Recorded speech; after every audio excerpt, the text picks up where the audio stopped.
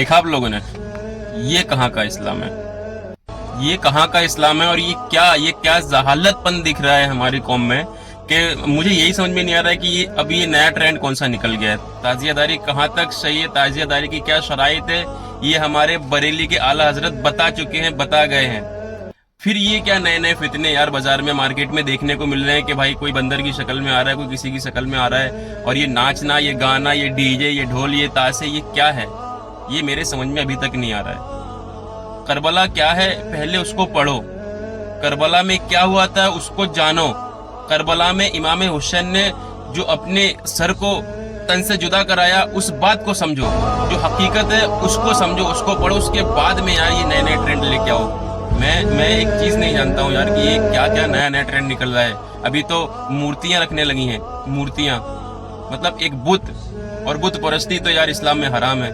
जिस चीज को मतलब अब नए नए मतलब कुछ ट्रेंड निकल चुके हैं। पहले तो एक अक्स बनाते थे हम लोग, आज तो मूर्तियां रख दी गई हैं, और मूर्तियों के साथ साथ पता नहीं क्या क्या नए नए ट्रेंड निकाले हुए लोगों ने, और मस्त चल रहा है। बोले यही सही है, यही सही है। हमारे दादा करते थे, हमारे अब्बा करते थे, हमारे फला करते थे, हमारे यहाँ सालों से चलते आ रहा है। हम नहीं करेंगे तो ये हो जाएगा, हम नहीं करेंगे तो वो हो जाएगा। अरे भाई क्यों जहालत की दुनिया में खोए हुए हो, इस्लाम को पढ़ लो, कुरान को पढ़ लो। हाँ, नहीं किसी की बात मानो, मेरी ना मानो, औलमा इकराम की ना मानो। बड़े बड़े औलमा, मतलब इतने बड़े बड़े औलमा बड़ी बड़ी स्टेज से खड़े होकर चिल्ला चिल्ला कर चीख कर बता रहे हैं कि क्या सही है क्या गलत है, ताजियादारी कहाँ तक सही है।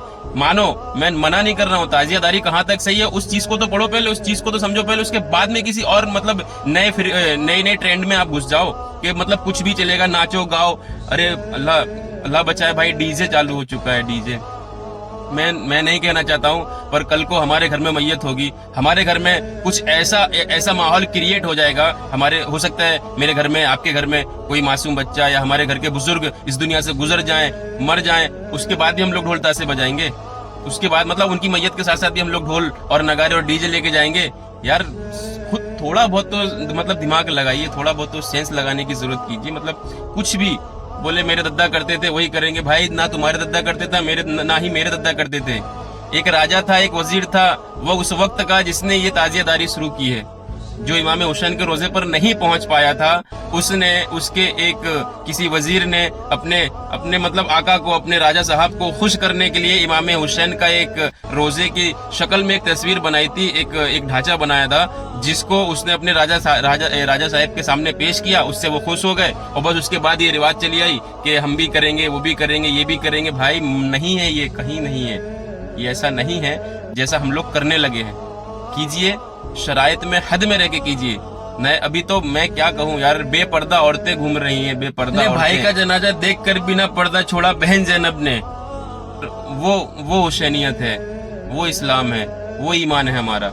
ऐसा थोड़ी ना है कि मतलब या हुसैन या हुसैन या हुसैन चिल्ला चिल्ला कर कुछ भी कर रहे हैं, अपनी माँ बहनों को बेपर्दा बाजारों में ले जा रहे, अपनी माँ बहनों की इज्जत को नीलाम कर रहे हैं। यार जवाब देना है मरने के बाद, आपको भी मुझे भी मरने के बाद जवाब देना है। तो थोड़ा तो इल्म सीख लो, थोड़ा सा इल्म सीख लो। मुझसे नहीं, मुझे भी नहीं पता, मैं भी नहीं जानता इतना, मैं कोई बड़ा आलिम, कोई मुफ्ती, कोई हाफिज नहीं हूँ, पर इतना तो मुझे भी समझ पड़ता है कि क्या सही है क्या गलत है। अरे आप नहीं मेरी बात सुनो तो आपके जो नजदीक आपके औलमा इकराम है उनसे तो पूछो हजरत कि ताजियादारी कहाँ तक सही है, किस तरीके से सही है, कहाँ तक करना चाहिए। भाई फतवे तो जारी हो जाएंगे, होने ही है। जो जिस शख्स ने सही कहा उसके बारे में तो फतवे जारी हो ही जाते हैं। मुफ्ती शमसुद्दीन को सुन लीजिए आप, उनके बयानात सुनिए। मुफ्ती शमसुद्दीन जो डंके की चोट पर ऐलान करते हैं और हक बात करते हैं ना, हकीकत उसको बोलते हैं। हकीकत परस्त बनिए, किसी के बहकावे मत आइए, इल्म सीखिए। मेन जरूरत हमको इल्म सीखने की है और